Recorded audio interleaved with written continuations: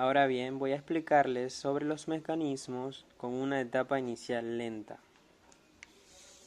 Para esto, se apreciará con mayor facilidad la relación entre la etapa lenta y la ley de la velocidad si se considera un ejemplo en el cual la primera etapa de un mecanismo multietapas es la determinante de la velocidad.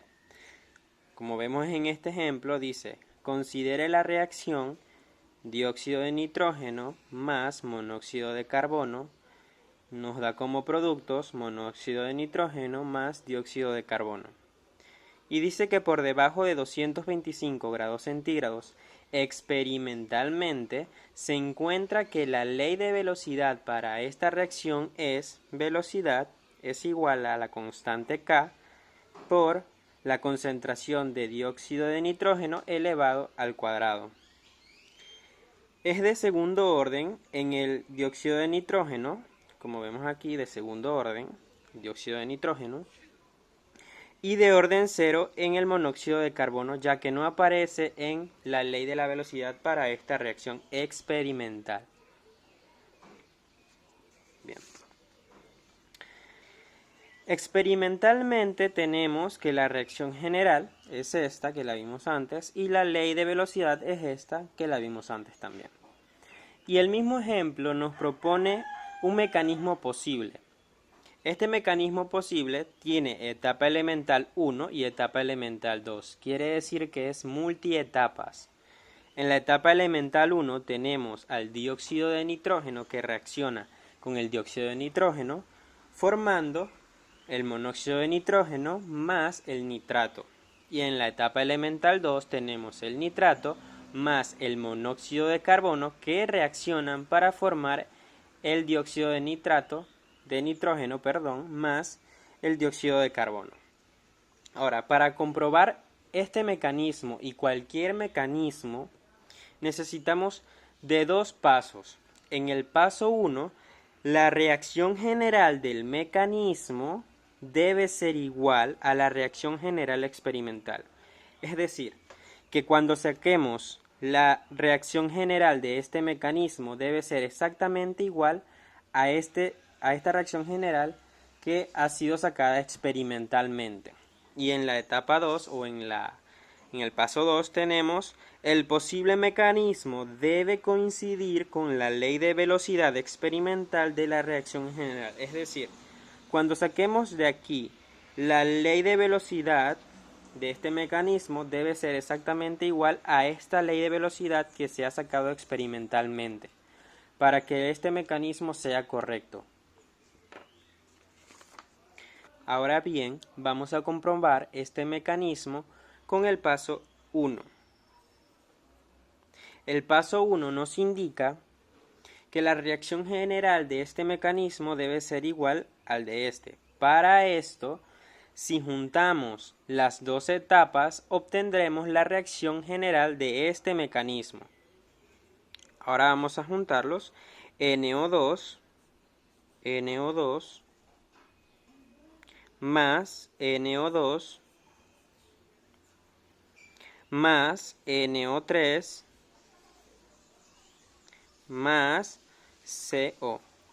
Esto del lado de los reactivos. Y en los lados de los productos tenemos NO más NO3 más NO2 más CO2. Ahora bien, analizando los dos lados, vemos que podemos cancelar. Por ejemplo, podemos cancelar este NO2 con este NO2. También podemos cancelar este NO3, que es el nitrato, con este NO3. Y ya no podemos cancelar más nada. Ahora nos queda del lado de los reactivos NO2 más CO.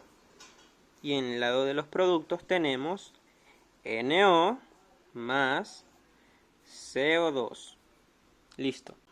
Entonces obtendremos esta reacción general del mecanismo posible que es exactamente igual a la reacción general sacada experimentalmente. Así que ya tenemos el primer paso hecho.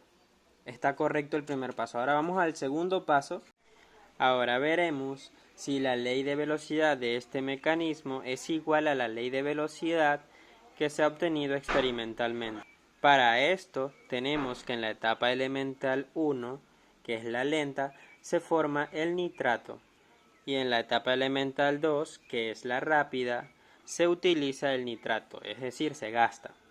Es por esto que la etapa lenta es la etapa determinante de la velocidad.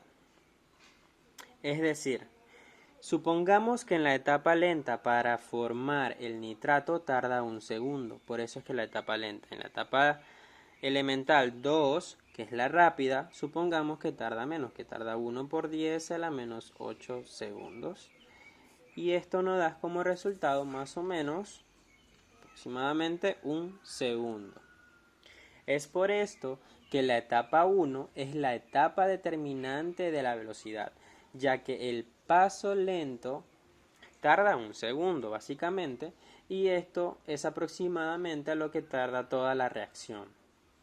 Al encontrar la velocidad de toda la reacción es igual a la velocidad determinante de la reacción o del mecanismo posible, que está aquí. Y podemos saber la velocidad de esa etapa determinante porque la etapa 1 es una etapa elemental. Así que podemos aplicar esta tabla que ya hemos visto antes. Vemos que la etapa determinante de la velocidad es la etapa 1, es decir, que en los reactivos tenemos NO2 más NO2. Es decir, que es una molecularidad bimolecular. Y lo podemos poner como velocidad. Velocidad es igual a la constante K, como dice aquí. Y como son iguales, lo podemos poner elevado al cuadrado. NO2 elevado al cuadrado. Porque son 2.